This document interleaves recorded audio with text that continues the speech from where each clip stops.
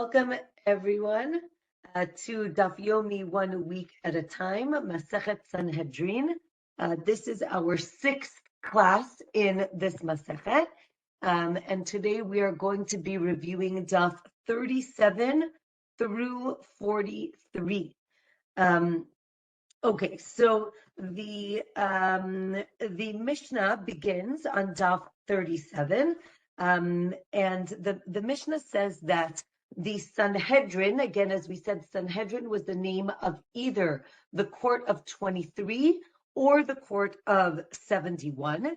They would sit in a semicircle. So if you actually look at the slide, which they made for me for this class, you can see people sitting in a semicircle.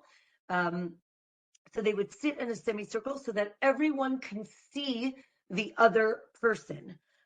2 scribes would sit in front of them on either side. And one opinion is that both would write everything down just so you can compare. Another opinion is actually that there were 3 scribes. One wrote everything for the defense, one wrote everything for the prosecution, and one wrote both so that, again, you could compare what was said. Okay, that was the bottom of Daf 36. The top of Daf 37. There were 3 rows. This is for the court of, there was 3 rows of 23 sages that would sit in front of these judges, so that if we're going to see later on tonight, if the judges cannot decide what the verdict is, meaning if it's too close, so then they would add from these rows of sages of Talmidei Chachamim, they would add them to the judges.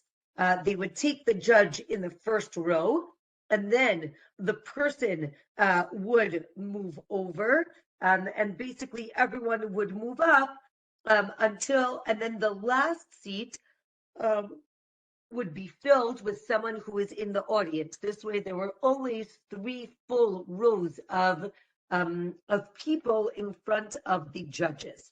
Okay, so now the Gemara is going to explain. Based on a verse, the Sanhedrin sits. It says that it sits at the center of the world, which is Jerusalem, and it protects the world, and it sits in half a circle. And we always have to have, again, the Sanhedrin, let's say of 23, right, always has to have 23 judges. Okay, sorry. Rabbi Zera tried to there were these groups of like ruffians who lived in his neighborhood, and he tried to bring them closer to Judaism, and the rabbis objected that he was trying to do this, and when he died, they actually repented because they realized that no one was there who was going to be praying for them, and therefore they better repent quickly. We said when there was an empty seat, everyone would shift over 1 seat, and basically what the Gemara says is that, well, let's say the person was at the front, like the first chair in the second row, and then they would move to the last chair of the first row. So you might think that that's not right, that, they went from the first chair to the last chair. So the Gemara teaches, right, better to be the tail of a lion than the head of the foxes, right? Better to be the last chair of the first row than to be the first chair of the second row. Okay, next Mishnah.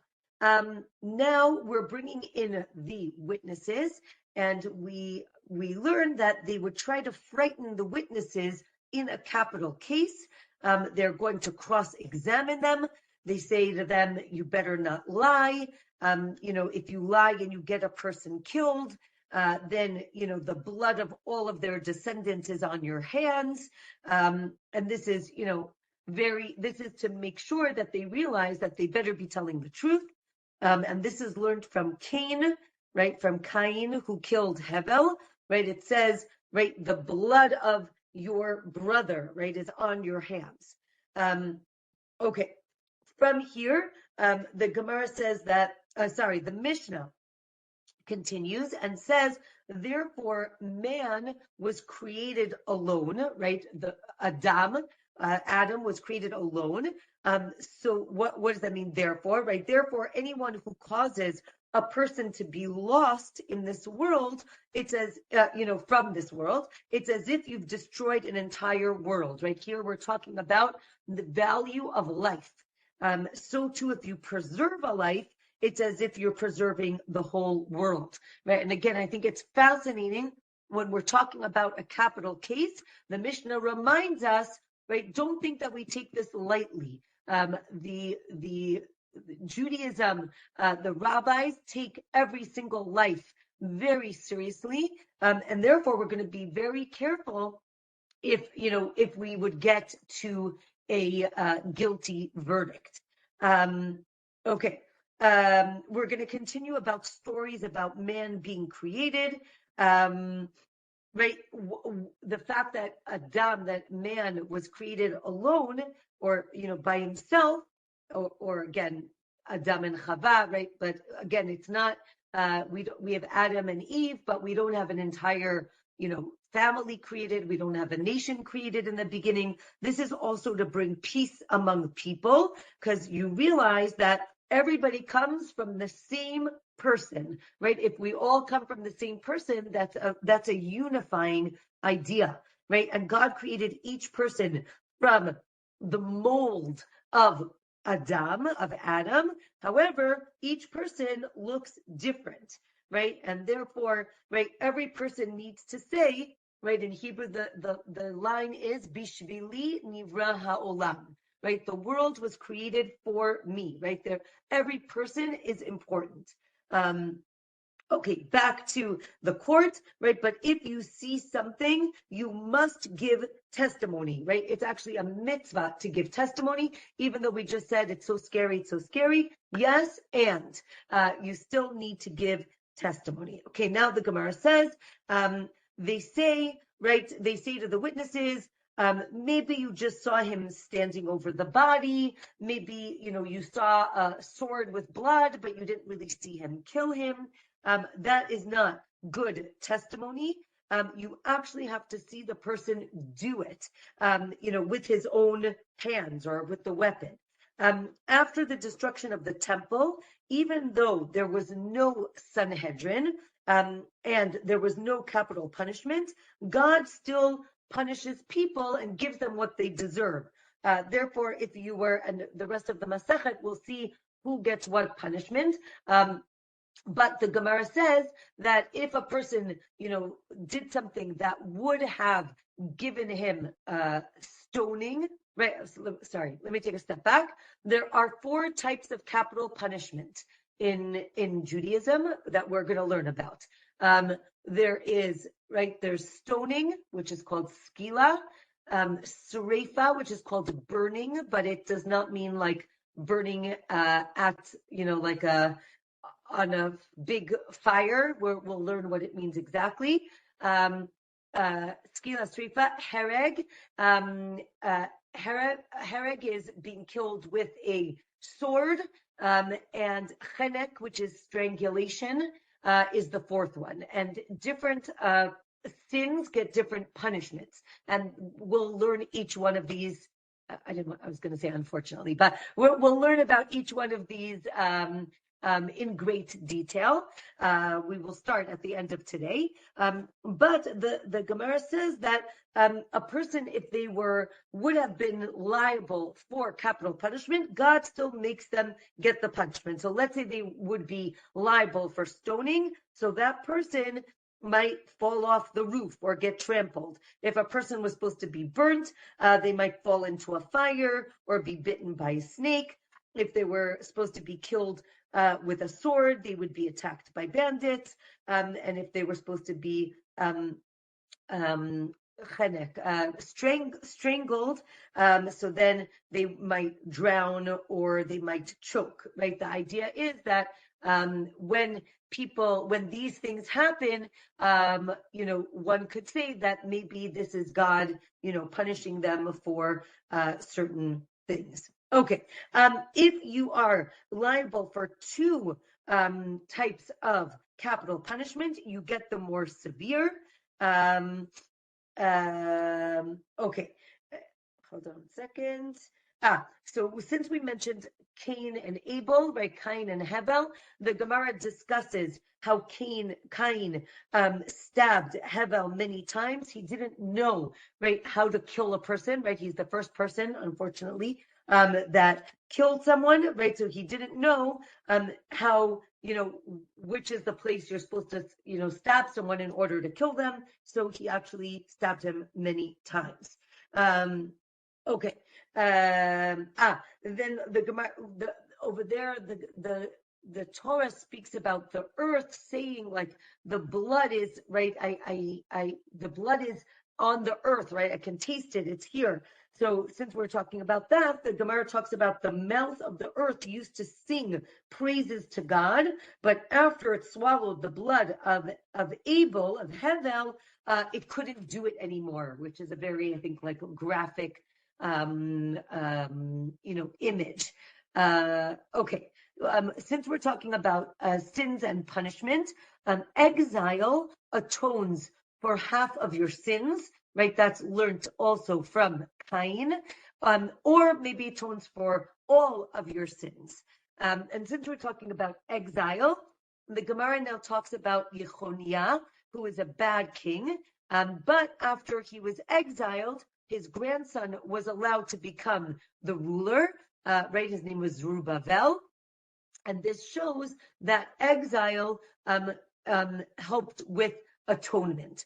Daf 38, we speak about the two sons of Rabbi Chia who became drunk at Rebbe's table, and they said that Moshiach will only come when the house of the leader of the exile, the Reish Galuta, and the Nasi, which is Rebbe, which is the Jewish political leader, when those two houses cease to exist.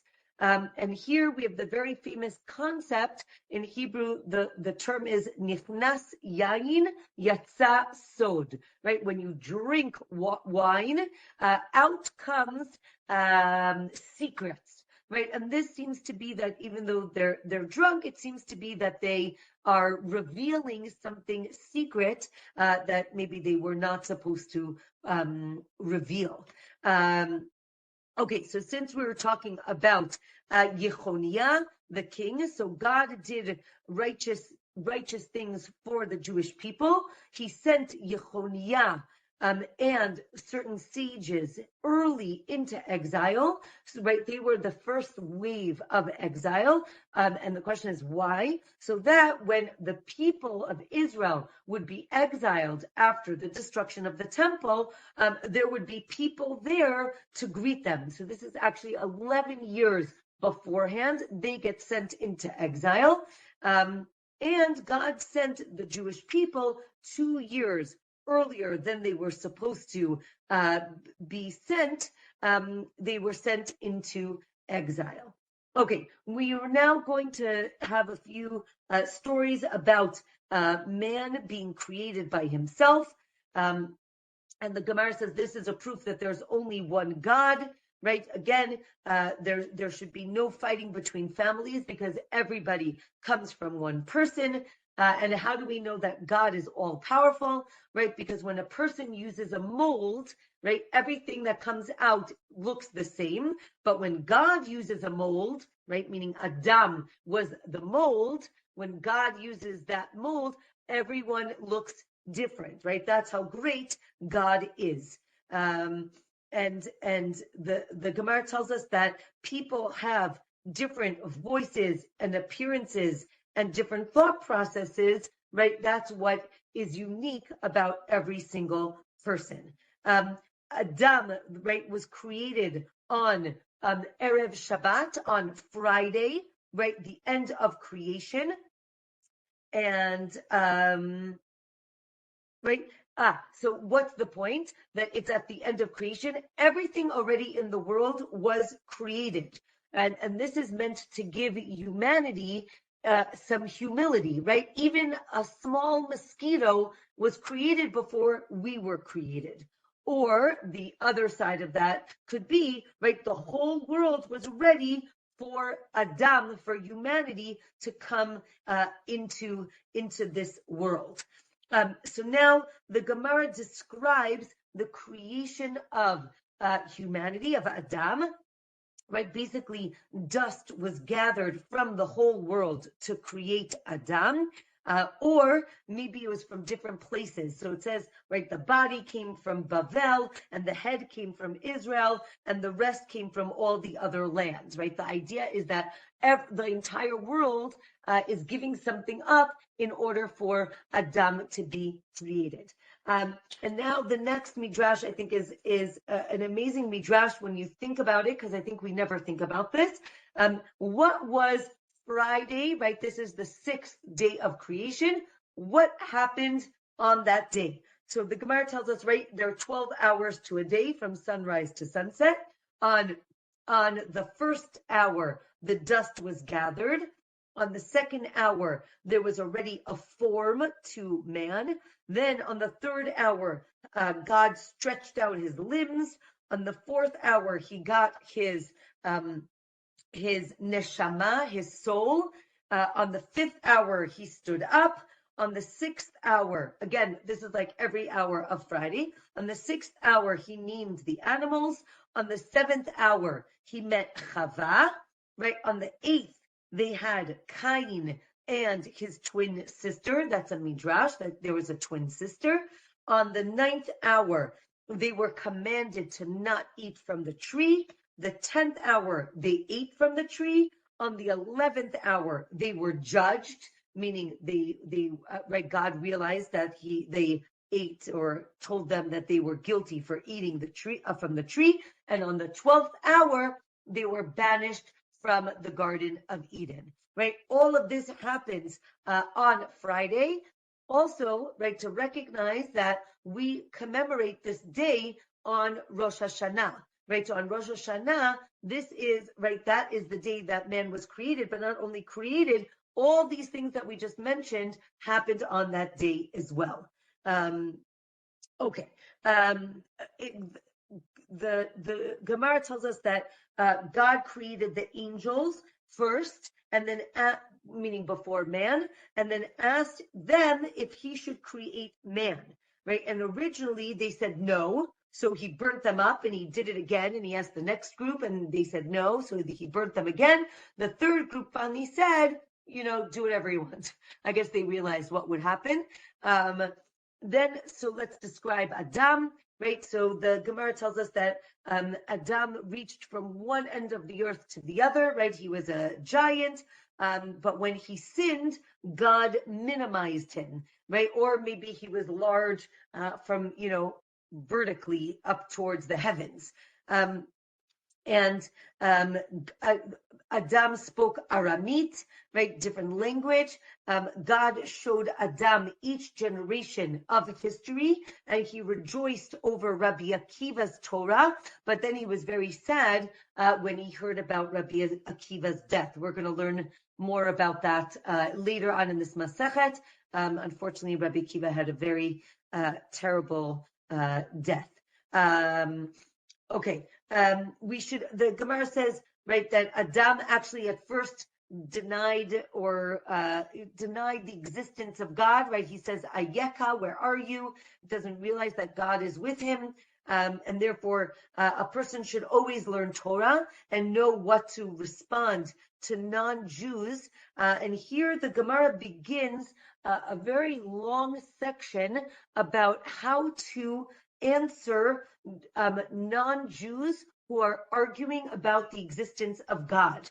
Right? These polemics happen throughout history, and many of them during the time of the Gemara. So the Gemara goes through numerous cases of these like arguments between the Jews and the non-Jews. So we say you should learn so that you can answer these non-Jews. You should not get into a fight with a Jew who denies God, because they're going to use the sources against you, right? They know all the sources, and therefore it's better to just not get involved.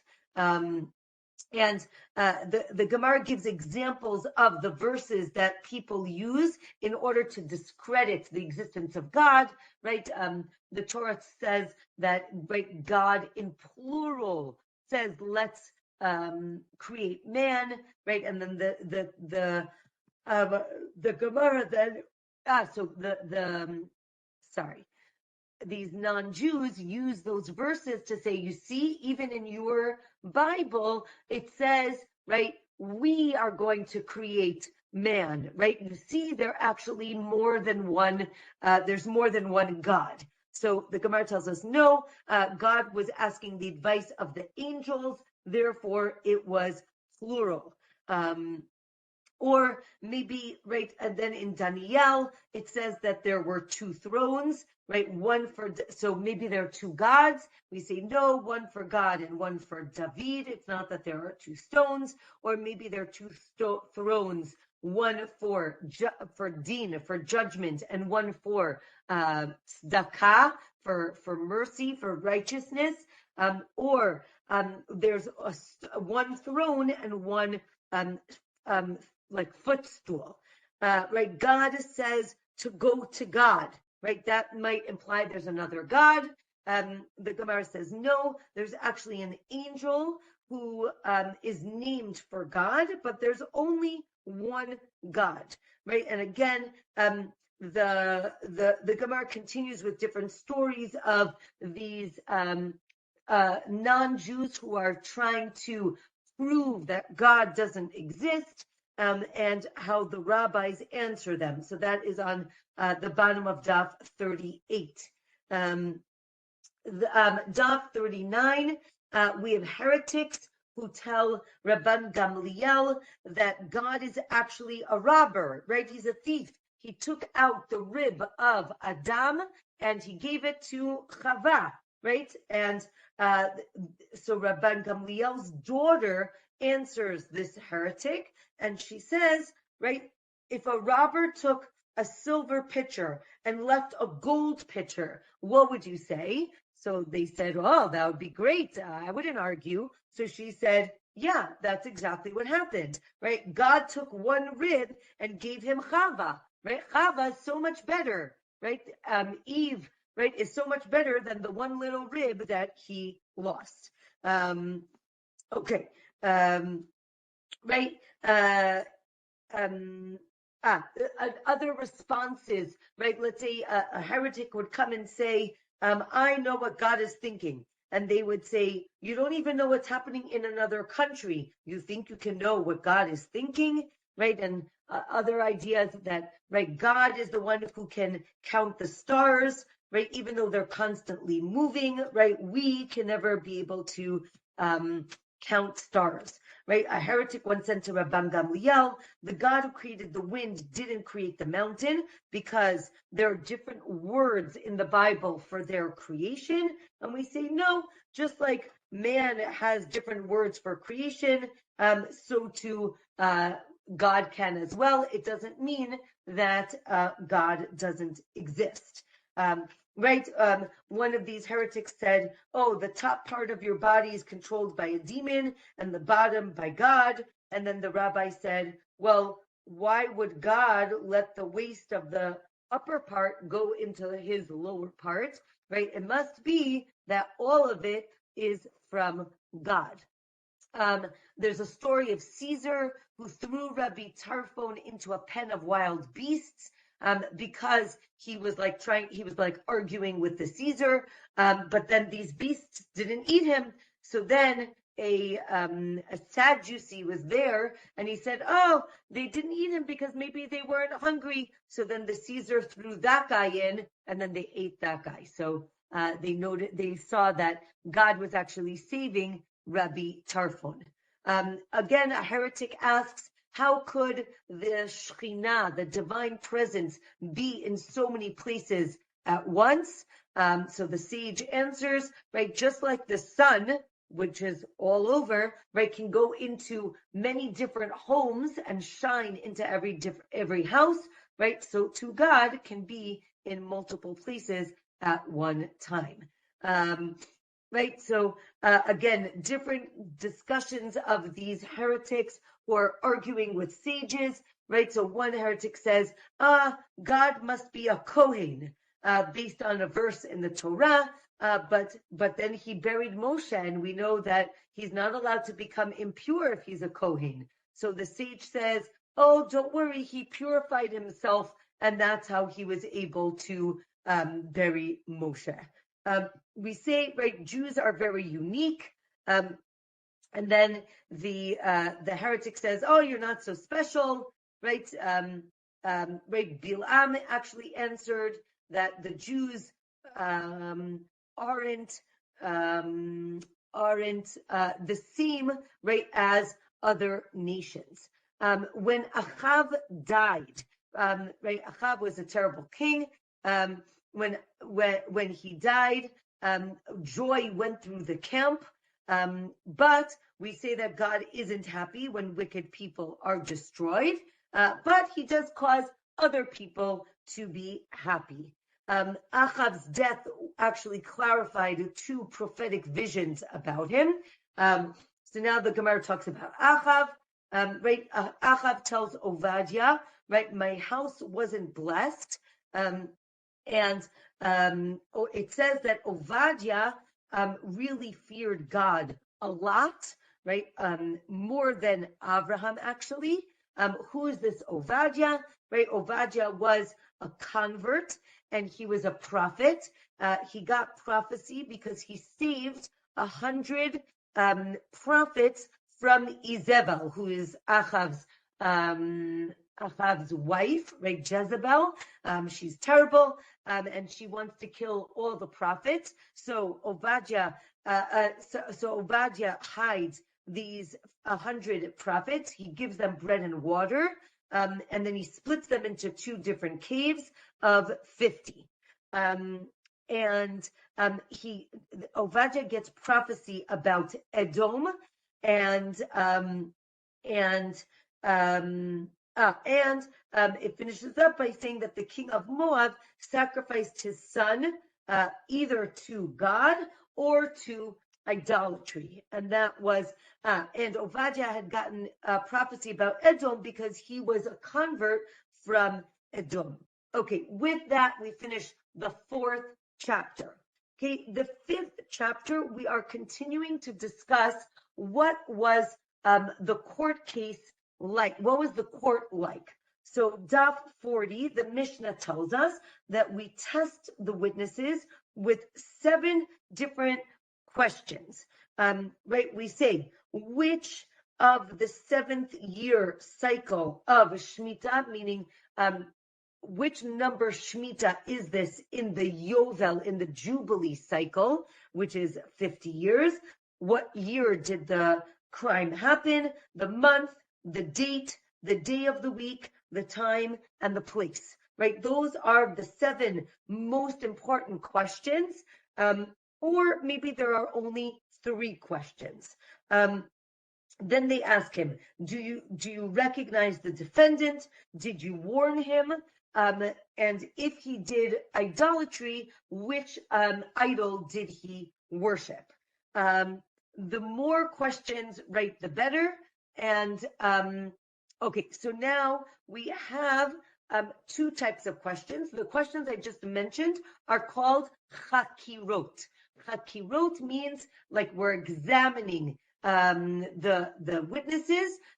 If one of the witnesses says, I don't know, for a chakira, date, time, place, those things, so then the testimony is invalid, right? They need to give answers to all 7 of those questions. But for b'dikot are I don't want to say tangential, but less important questions, right? What color was the defendant wearing? What was, I don't know, what was the weather that day? If the person says, I don't know, that is okay. If the witnesses contradict each other in chakira or bdika, we throw out the testimony. However, right, if one witness says it happened on the 2nd of Adar, and another witness says it happened on the 3rd of Adar, but they both say it happened on Tuesday, so then it's valid because basically they're confusing the date. But if they both say it happened on Tuesday, then it is valid. Let's say one of them says on the 3rd of the month and one says the 5th of the month, that is invalid, and the Gemara is going to explain. Let's say one witness says it happened in the 2nd hour of the morning, and the other says it happened in the 3rd hour. That's valid, right? Again, we realize that in the time of the Mishnah and the Gemara, there are no clocks or watches, so knowing the difference between 9 o'clock in the morning and 10 o'clock in the morning, not so, that might be hard. If they say on the 3rd hour or the 5th hour, right, generally you can tell the difference between, right, 9 o'clock and 11 o'clock, right? The sun is really in a different place. That would be invalid. Or maybe it is valid, but if they say the 5th hour and the 7th hour, right, that's like saying 11 and 1, that is invalid because we know the sun, right, moves from the east to the west between like 5, 6, and 7th hour of the day. Okay, so the first witness gives the testimony, then they bring in the second witness to check with him. If he says the same thing, we accept the testimony, and then we ask the judge to say something for the defense. If one of the students can say something for the defense, they bring him up to sit with the judges. Now, let's say they acquit the defendant, they let him go, and if not, they have to wait till the next day, and they wouldn't be allowed to eat a lot or drink. They would have to stay up and deliberate all night, and then they would start the case early the next morning. And if they would say that he is guilty, if let's say a judge had argued for guilty, he can change his mind to innocent, but not the other way around. Okay, so now remember we said we have 23 judges. So if 12 say he's innocent, so he's innocent, that's the end, that's the verdict. If 12 say convict, right, or 11 versus 11 with one abstention, or if 22 agree and one says, I don't know, in all of these cases, you need to add 2 more judges, right? Again, from those rows of judges that were in front of them, and you keep deliberating. And if you get to the same result, you keep adding judges till you get to 71 judges. Now, let's say it's 36 versus 35. You cannot convict. You cannot convict till one of those people flips over to acquittal. Okay. Now the Gemara explains. It says, right, in different places in the Torah that you have to inquire, inquire with the witnesses to make sure that they give the right testimony. So it says it 7 times. Therefore, there are 7 chakirot. But the truth is, each case is different, right? It's taken from different cases about idolatry, about edim zomamin. So it's different cases, and each language is free to explain that we need these 7 questions. Maybe there should be an 8th question, which is what time did it happen? Not what hour, but in minutes. And then we say it's really hard for people to know, right, that it happened at 12:32, right? Even nowadays with phones and watches, I think we would rarely know without checking, what the time was. So we say, no, there isn't an eighth question. Let's say a person says yesterday, right? It happened yesterday. So then what do I need to ask? The date and the month, right? It's yesterday. So that's why Rabbi Yossi says you really only need 3 questions. And you don't need all of these questions because sometimes you can say it happened today, it happened yesterday. So we say, no, we still ask all 7 questions to test him and make sure that he is telling the truth. Then we say, did you kill a Jew? Did he kill a Jew or a non-Jew? Did you warn him? Did he accept the warning? Right? This is the concept in Hebrew. The concept is called hatra'ah. Hatra'ah means that in order for a person to be liable for a capital punishment, he needed to have been warned. He or she needed to be warned.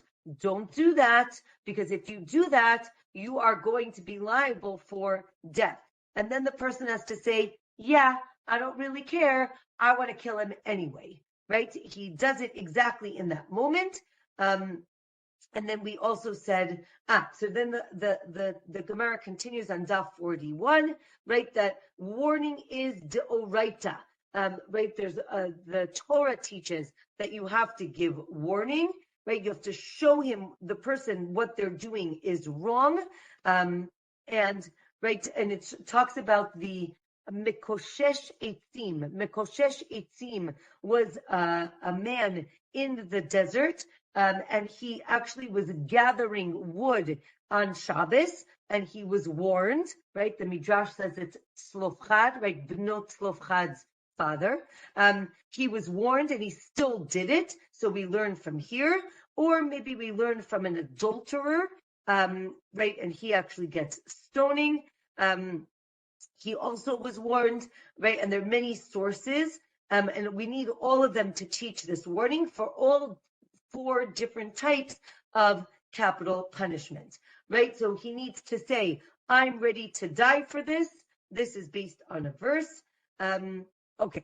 Now, the witnesses, let's say witnesses become edim zomemin, right? If you remember, we said edim zomemin means 2 people came and gave testimony, right? We saw him kill this guy on Tuesday.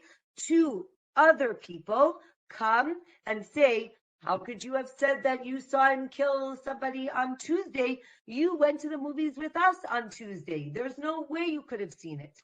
That's called Edim Zomimim. The original group of Edim become Edim Zomimim, and they get punished. Now, the punishment for Edim Zomimim is whatever they were trying to get the defendant punished with. So here, then the Gemara continues and speaks about, right, let's say the witnesses said he killed him with a knife. And then another one comes and says, no, he killed him with an axe. That is invalid.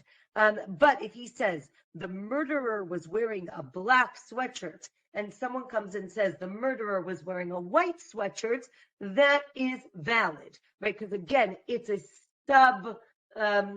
it's a, how do I say it, right? A less important fact, right? Again, nowadays that would never work, but in the time of the Sanhedrin, right? The 7 questions, who, what, right? What time, what day, what, where did it happen? Those have to be consistent. What he was wearing, okay, it's not such a big deal. Like maybe it was dark and you couldn't really see. So then that is not seen as a big discrepancy, right? However, if the clothing was the murder weapon, then you really need to know what color it was, right? And again, it talks about, like, if you testify about the stem of a fig, why would you care about the stem of the fig? No, if the stem of the fig was the murder weapon, right? Or was the thing that you transgressed with, that is when it is important to know. Here the Gemara quotes Ben Zakkai, and then the Gemara asks, who is Ben Zakkai? Is it Rabbi Yochanan Ben Zakkai, who was a great leader of the Jewish people during and after the destruction of the temple? Right? And the Gemara tells us he lived till 120. He worked for 40 years. He learned for 40 years. Then he taught for 40 years, and he seems to have been around for the Sanhedrin, but it seems that he was only a student in the time of the Sanhedrin. Therefore, they called him Ben Zakkai. But if you quote him otherwise, right, when he was already a scholar, then you call him Rabbi Yochanan Ben Zakkai. Okay, if three witnesses come and they say, right, three witnesses come and one of them says, I don't know. So then to one of the seven main questions, so then you throw out the whole testimony, even though you only need two valid witnesses. But according to Rabbi Akiva, as soon as three people come together, we link their testimony. And therefore, if they testify and one of them says, I don't know, we knock it all out. Or, right, another opinion is, no, we only need two valid witnesses. Therefore, if the third witness gets knocked out, we still uphold the other two testimonies. Again, we said you can't say, I don't know, in the Chakira. Again, Chakira are those seven first questions. Why can't you say, I don't know? Because if you say, what day of the week did it happen? And you're like, I don't know, then you cannot have a situation where two more witnesses can come and make these witnesses into Eidim Zomamim, right? They can't say, Tuesday you were with us, because if he says, I don't remember what day, so now I could never say you were with us because I don't know what day it was. So we're going to learn that any testimony that cannot be used to make them Eidim Zomamim is not valid testimony, right? If they don't say where it happened, if they don't say when it happened, that is not valid testimony. Again, you can make a mistake about the date till most of the month has passed, right? Before, right? Nowadays, you just look at your phone to see what the date is, or you look at your calendar, right? In those days, there is no calendar. So again, some people are very good. My son is very good at like looking at the moon, and he can tell you what is the Hebrew date. But not everybody was good. So, right, I can say, oh, it happened last week on Tuesday. Even now, I can't tell you what last week Tuesday, what the date was, right? But, right, so the point is that if you make a mistake of the date, it might not be such a big deal. But it might depend on the month, right? You know, when you're driving home from work and you see a full moon, you know it's Tet Vav, right? So it couldn't have been, right? If today's Tet Vav, then last week you figure out what the date is. Okay, from here, Daf 42 discusses the blessing that we make once a month on the moon. This is called Kiddush Levana, right? Sanctifying the moon. There's a machloket when it is done. In general, it is done at the beginning of the month on Saturday night, right after Shabbat, right? If the men don't come home, for an extra 5 minutes, it's because they're doing Kiddush Levana. There's a machloket if you have till the seventh day of the month to do it. That's when, right, the crescent fills into, right, like a semicircle, but a full semicircle, right, filled in. Or you have maybe till the 16th of the month, which is when, right, you have a full moon. Daf 42, right, because the moon changes shape every month, we don't say a special blessing when it's growing or when it's getting smaller, but we do sanctify the month every month. This is also very good for Rosh Chodesh. When you bless the new moon, when you're sanctifying the new moon, you're greeting the Shekhinah. Therefore, you have the divine presence. Therefore, you say it's standing. And the Gemara says that the moon is a metaphor to Jews who are always, right, even though things seem very challenging, there's always that the growth, or that cycle of growth that we have.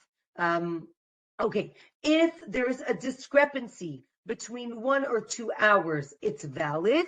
But if one said it was before sunrise and the other said it was after, that is invalid, right? Everyone knows when it's dark outside and when it's light outside. Or maybe if it's before versus during sunrise, that's also invalid. We said that if a student makes a good point, he's raised to the judge's seats. If it was valid, so then he stays there for the rest of the trial. And if it was not a valid statement, he stays there for the day because we don't want to embarrass him. But then, the next day he moves down. We said that they deliberate all night. They cannot drink wine. This is for capital cases. Again, we want to make sure everybody is in their proper frame of mind. In a monetary case, you can say, this case is getting old. What does that mean, getting old?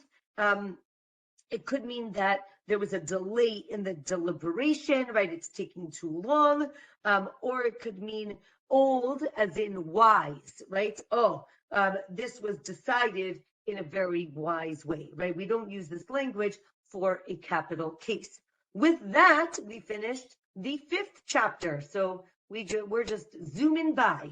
And now we are beginning the 5th chapter. Okay, we are going to be discussing stoning. So the Mishnah tells us that if a person is found guilty, they take him out right away to be stoned. If a person comes forward with new evidence to acquit the defendant, so what happens? Right, we don't say too late. Right, what happens? There's a person who stands at the courthouse, and he has a big flag, and he waves the flag, and another person is sitting on a horse, and he waits to see the flag. If he sees the flag, he rushes to the execution site. He stops the execution, and they bring the defendant back to court to hear the new evidence, right? Even more than that, even if the defendant says, I can prove I'm innocent, you have to bring him back to court to hear what he has to say, even if it's multiple times. So now the Gemara describes that the place where the stoning would be done is called Beit Skila, right? The house of stoning, and it has to be outside of the city. This is learned from a verse. We're going to learn it in a minute. And the court shouldn't be near it so that it doesn't seem like they're excited about him getting killed. Or you want it to be distant so that it gives time for new evidence to come up. Again, like we said, you don't put the person on death row for 5 years. You are actually going to kill the person that day, but I imagine they would walk very slowly, and we'll see in the next Mishnah, in the second, you'll see in the next Mishnah what they're going to do to prevent him from being killed. How do we know that the area has to be outside of the city? It's learned from a person who curses God. It says in the Torah, he's taken out of the camp. Now, if you remember, we learned in the past that the camp of the Israelites in the desert, there were actually 3 camps, what's called, right, 3 like concentric circles. The center one is called the Kohanim's camp. The middle one is called the Levites camp. And the third is called the Israelite camp, right? So if you have to go out of 3 camps, it means all the way outside. Therefore, it means right outside the city. And the Gemara goes through in perfect Talmudic style. The bottom of Daf 42, right? We learn it from this case. No, we learn it from this case. Let's put those cases together. It's a very intricate Gemara. But fascinatingly, it's learned from numerous different types of cases where things are taken completely out of the camp, right? It talks about that Moshe, his tent was in the Levites' camp, and he's told to take the blasphemer, told twice to take him out. So that shows out of the Levite camp, out of the Israelite camp. And that's how we see that it's out of the city. Okay, last daf for today, daf 43.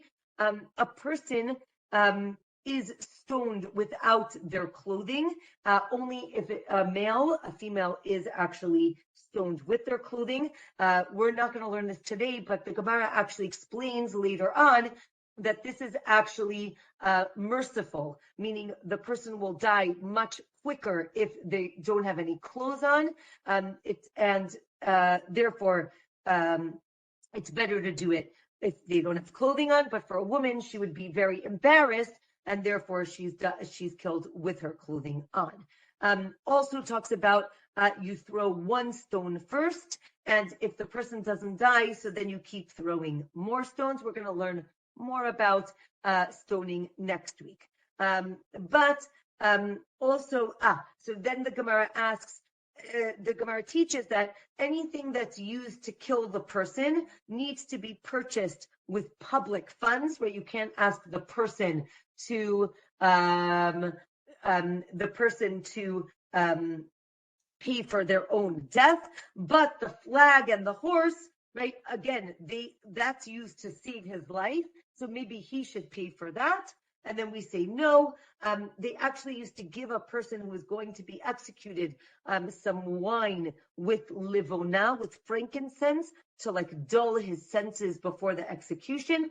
And prominent women in Jerusalem used to donate this, but if they wouldn't donate it, so then it would have come from public funds. If one of the students says that he has a way to acquit the defendant, and then let's say he becomes mute, it doesn't count because he never explained what he wanted to say. If the defendant says he has proof that he's innocent, we bring him back to court 1 time, 2 times. Afterwards, if it's after twice, so then he needs to bring like real proof in order to return him to the court. Okay, next Mishnah. If they find more evidence and they can acquit him, they acquit him.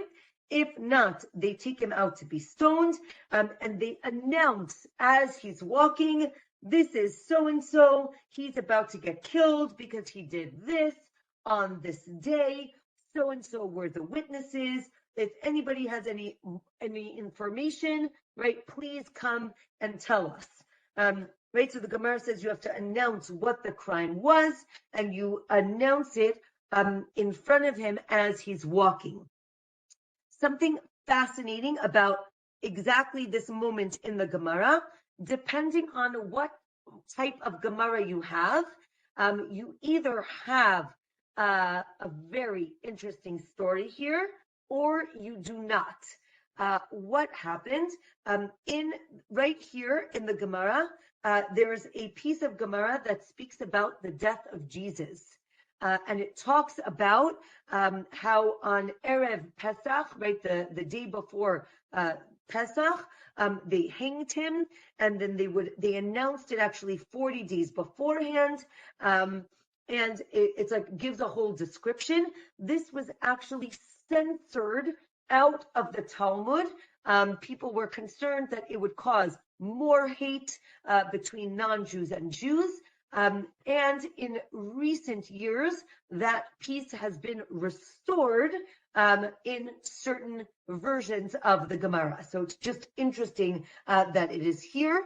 And again, so it's just very interesting. Then the last Mishnah for today says that there when they get to 10 amot, about 5 meters from the execution place, they would tell the person, this is the time to say vidui, right? Vidui is confession. And if you do, you get olam haba, right? The next world, a portion of the next world.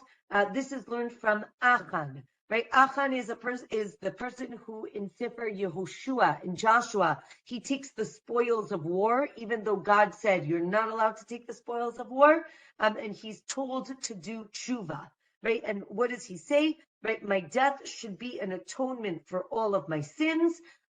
If he's really innocent, maybe he would say, right, my death should be an atonement for all my sins, except for this one because I didn't do it. And the Gemara says, no, don't say that, and just accept it, and justice will happen some other way. And then the Gemara discusses the story with Achan, right? The story of Achan is that, right, he takes the spoils. They don't know who took the spoils. And Yoshua draws lots to see who is the one who is guilty, and Achan is the one who did it. Then Achan says, I don't believe in lots. Yoshua says, no, right? You have to understand, God is behind when things happen with these lots. And it seems that the Gemara says that Achan actually took twice beforehand spoils of war. The time of Moshe and Yoshua, maybe even 5 times. Why is he only punished now? He's only punished now because now they're in Israel. And when you get into Israel, even hidden sins of Israel are punished. But things that happened before they went into Israel were not punished. Okay, with that, we finish for today.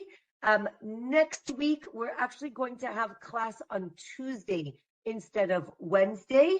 I will send out an email, so just so you should know, and I'll remind you again next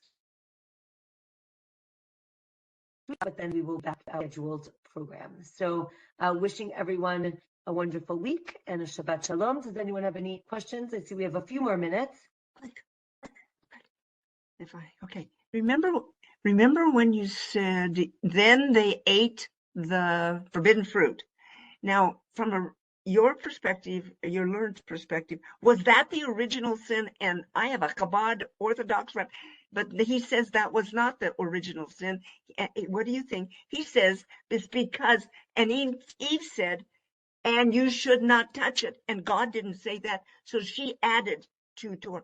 I am confused on that. Basically, God says you're not allowed to eat from the tree.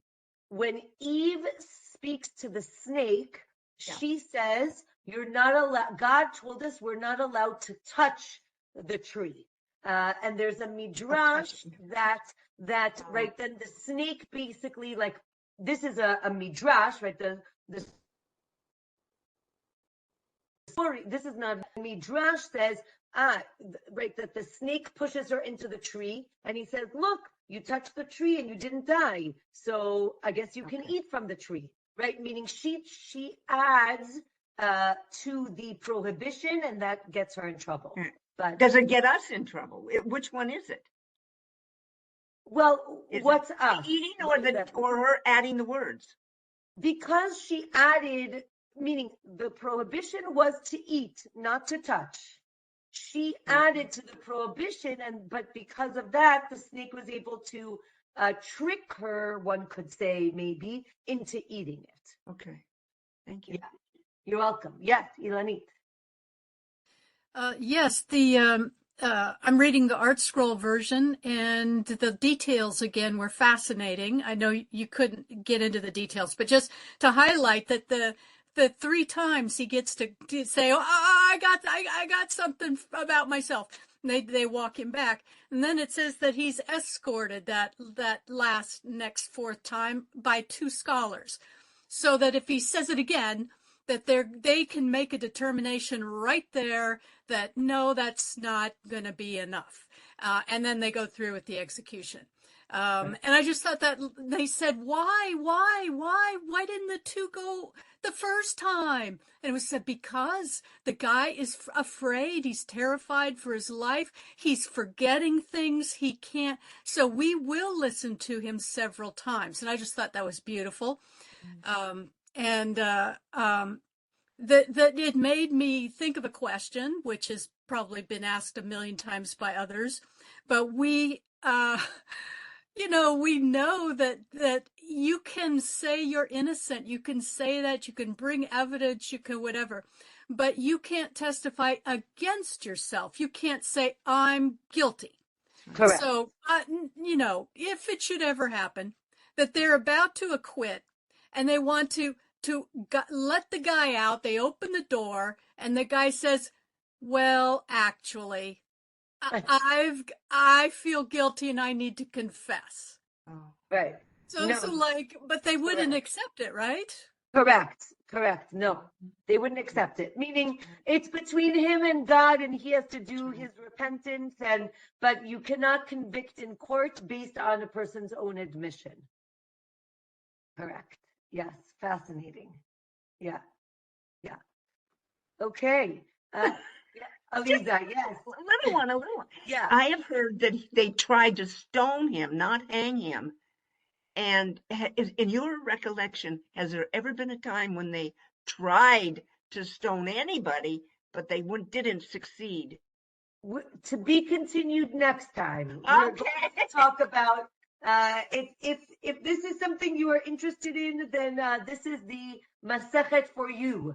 It is definitely going to get a little graphic into how they would execute different people because of what sins. It does get a little gruesome. So I will try. Remember, it's the day after surgery. I'll try. Oh, okay. So if not, it'll be recorded. Okay, thank you. Okay. Chodesh Tov, everyone. Should be a good month, and we should just hear only good news. Okay. Bye-bye. Thank you. Bye. My pleasure. Bye-bye. Thank you very much. Excellent.